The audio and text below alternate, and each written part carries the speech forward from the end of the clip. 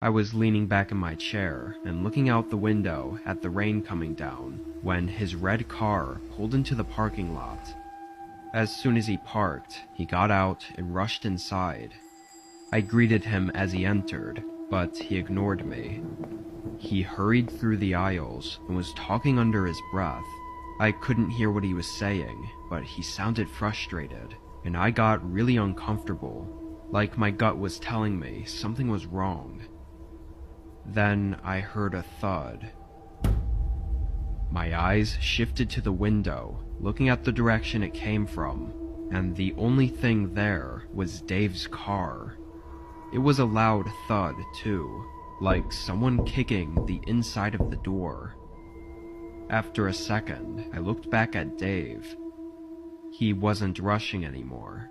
He was standing in the aisle, staring directly at me, as if I'd just discovered something that I shouldn't have. There was another thud, but my eyes were fixed on Dave as I could feel panic rushing through my body. Then he quickly looked away and hurried out the door.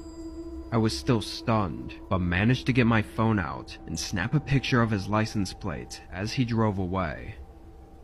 I called the police immediately.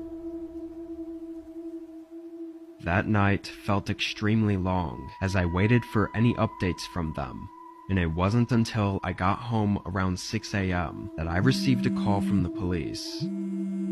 They found the guy from the license plate I gave them, and they found a woman that he had kidnapped. Apparently, he had just moved into a new small cabin on the edge of town less than a week ago, and he had no registered prior address, so they had no way to know what he'd been up to before this incident. Luckily, they saved this woman before she was harmed, though.